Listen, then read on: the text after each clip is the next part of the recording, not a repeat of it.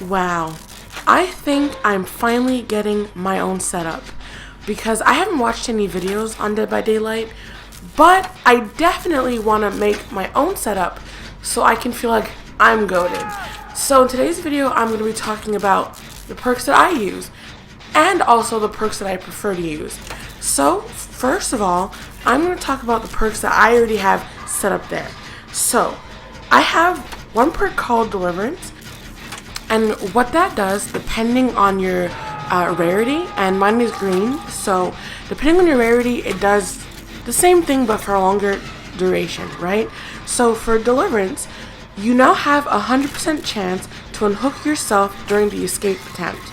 A successful Deliverance from the hook triggers the broken status effect for depending for 100 seconds, 80 seconds, or 60 seconds. In my case, it would be for 60 seconds. And the broken status effect is basically, so for 80 seconds, I cannot heal or be healed. Which is honestly a really good compromise because, look, you have what? A 4% chance, I think a 2% chance to get off the hook when you don't have this perk. So that's like slim to nothing. So the fact that you can have 100% to get off the hook, all you have to do is get someone off the hook safely or save a survivor off the hook safely is absolutely crazy. This is definitely a try-hard perk for sure. And like I said, the only downfall to it is that you cannot heal, depending on the rarity, you cannot heal for a certain amount of seconds. So I think that's a little, that's it's fair. Let's put it that way. It's definitely fair. So my second perk is called Kindred. So Kindred for me is purple, alright? So it unlocks the potential in one's aura reading ability. While you are on the hook, all survivor auras are revealed to all survivors.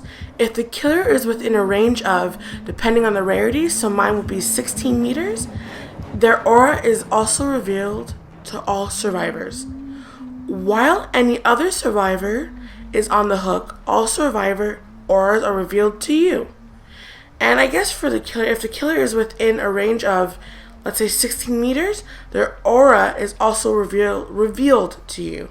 So basically, when the killer is right in front of the hook and a certain amount of meters away, I can see every movement that he makes. So if he decides to camp really hard on someone's body, I can literally see everything that he's doing. I think that's really cool. The fact that it's not just for like, oh, see someone's aura for 5 seconds. No, I can see it for the whole game if he decided to camp for the whole game in front of a survivor that has just been hooked. My third perk is No One Left Behind. So this perk, this perk I'm a little iffy about. I'm not sure how I feel about it, but I might change it. As in the next video, I definitely might change it. So, for No One Left Behind, it is inconceivable to leave someone behind.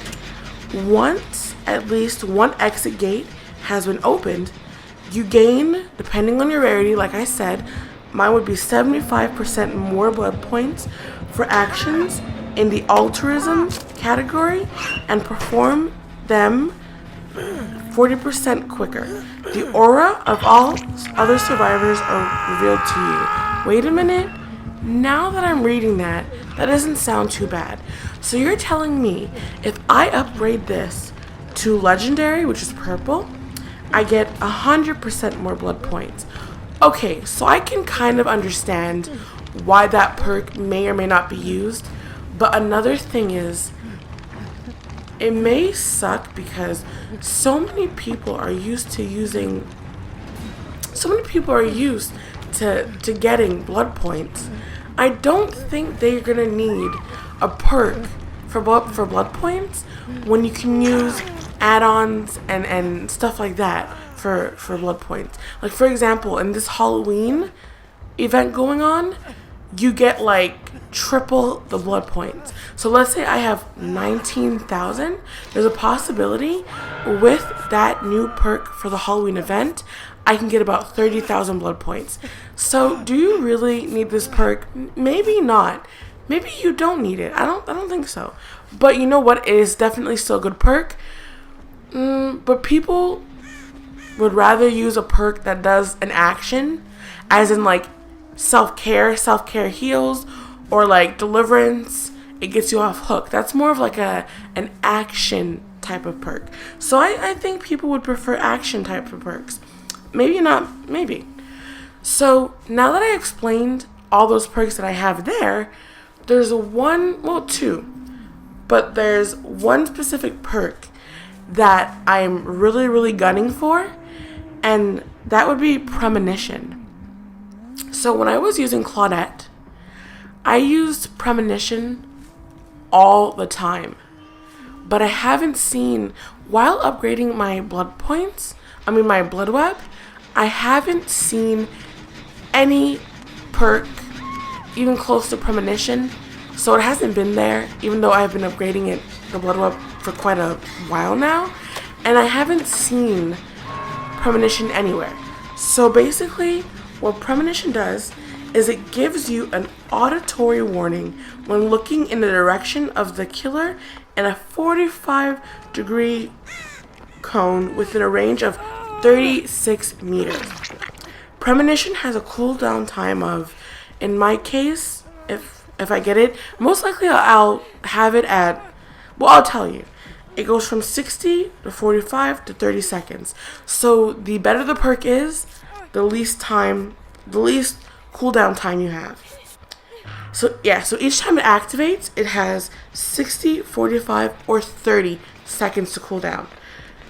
And I think that is a really good perk, because if you're against a killer like Michael Myers or Ghostface that doesn't always give auditory warnings, like warnings as in like their heartbeat, you need to have something that can give you a little warning of, where they are and if they're close to you or not. I think that's very helpful, honestly. And the last perk that I'm really trying to find for Adam Francis, because I really want to use this perk to see how he works with all these cool things together, is self-care.